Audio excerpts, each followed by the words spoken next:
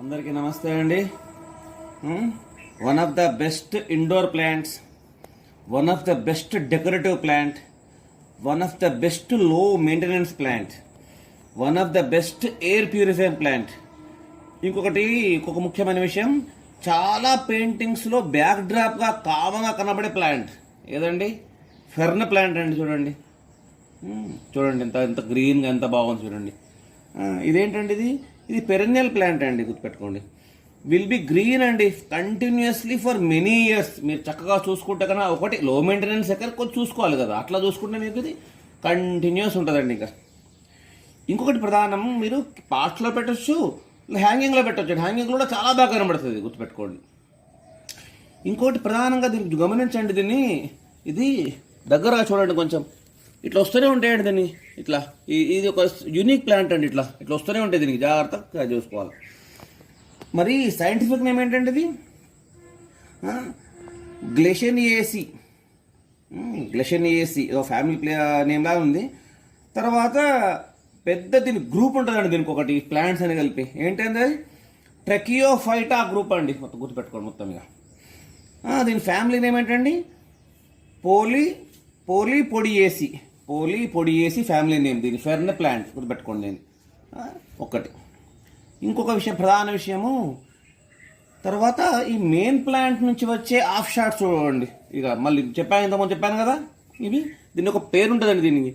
దీనికి క్రోజియర్స్ అంటారండి. క్రోజియర్స్. అలాగే ఇవి చూడండి, మరి లీవ్స్ అన్నారండి వీటిని. లీవ్స్ అన్నారండి వీటిని. ఏమంటారండి? ఫ్రాన్స్ అంటారు. ఇవి ఏమిటి? ఫ్రాన్స్. దీనికి ఇంకోటి, వీటి లైఫ్ 1 or 2 years అండి. దీని 1 or 2 years ఉంటాయి.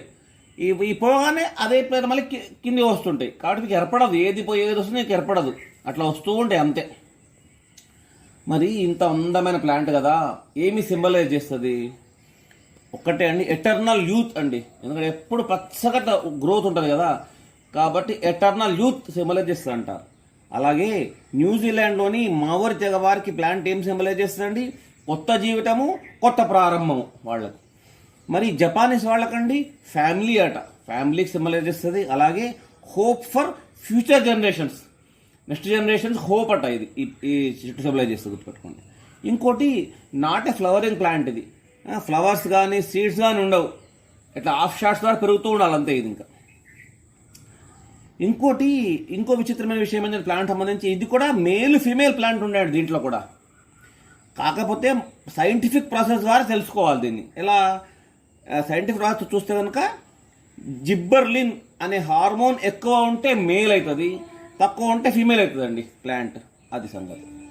ఓకే, మరి అన్ని విషయాలు తెలుసుకున్నాం కదా ఒక ఇంట్రొడక్షన్ లాగా.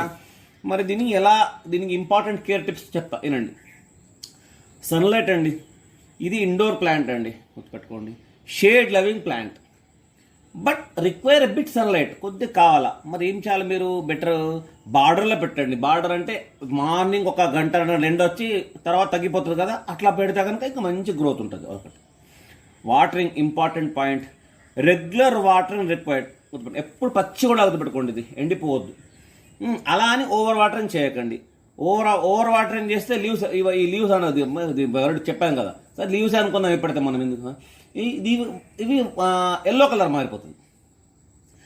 అండర్ వాటరింగ్ చేస్తేనే మొక్క వాలిపోతుంది. అలా అని మరీ బురద చేయవద్దు. మరి ఎలాగా?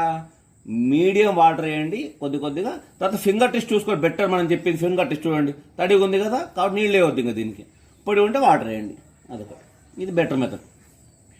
Third, soil mix, normal soil mix, but ఈజీగా ఎయిర్ ఫ్లో, వాటర్ ఫ్లో ఉండేటట్టుగా మీరు చేసుకోండి. కొంచెం అంటే మీరు ఆల్రెడీ పెట్టుంటే పర్వాలేదు, పెట్టాలనుకుంటే కోకోపీట్, శాండ్ మిక్స్ కొద్దిగా బాగా చేసుకోండి, దాంతో ఈజీగా ఉంటుంది. ఫోర్త్, కంటైనర్ అండి.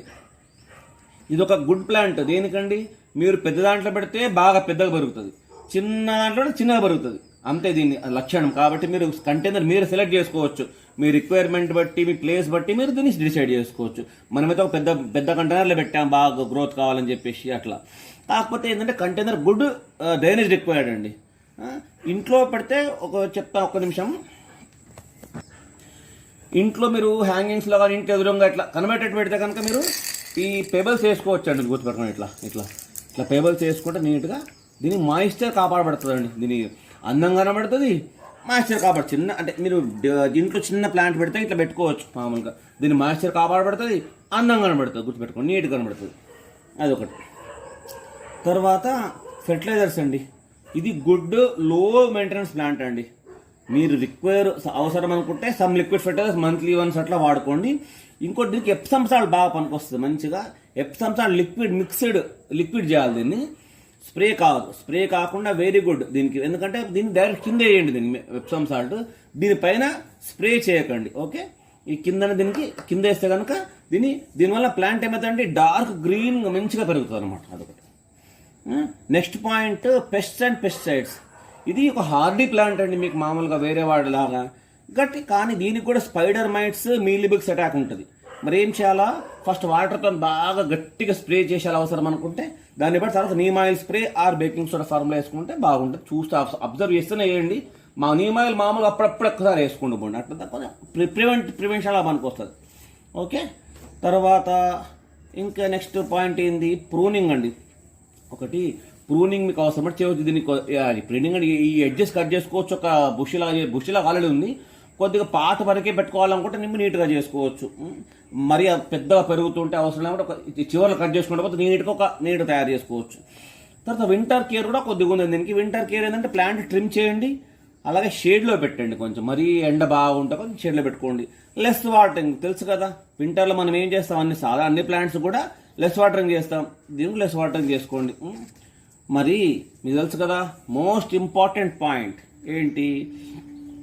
Weather this is a poisonous plant or not. గుర్తుపెట్టుకోండి, ఫెర్నస్లో చాలా వెరైటీస్ ఉన్నాయండి. అందులో కొన్ని వెరైటీస్ ఏమో టాక్సిక్ ప్లాంట్స్ అండి. Those are dangerous to humans, children, pets, cattle, horses అన్నిటికీ డేంజర్.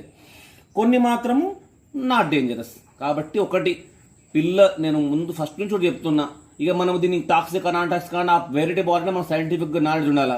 కాబట్టి పిల్లలు పెట్స్ ఉంటే అవాయిడ్ చేయడం బెటర్ ఫస్ట్ ఆఫ్ ఆల్. లేదు బాగుంది పెట్టుకుంటారంటే కనుక కొద్దిగా హ్యాంగింగ్ పార్ట్లో పెట్టుకో పైకి పెట్టండి, సరిపోతుంది, మీకు సేఫ్ అయిపోతుంది. కాబట్టి be careful in growing this fern plant also. Okay, నేను చెప్పిన టిప్స్ అన్ని జాగ్రత్తలు పాటించి, కాబట్టి మీరందరూ కూడా నేను చెప్పిన విషయాలన్నీ కూడా గమనించేసి, ముందు ఇంట్రొడక్షన్ కూడా చెప్పాను, తర్వాత మీకు చెప్పిన టిప్స్ కూడా పాటించేసి అందమైన ప్లాంట్ని మీ గార్డెన్స్లో చక్కగా గ్రో చేసుకోండి, అందంగా అలంకరించండి. మీరు హ్యాంగింగ్లో పెట్టుకోవచ్చు, చెప్పినట్టుగా పెద్ద పాట్లో పెట్టుకోవచ్చు.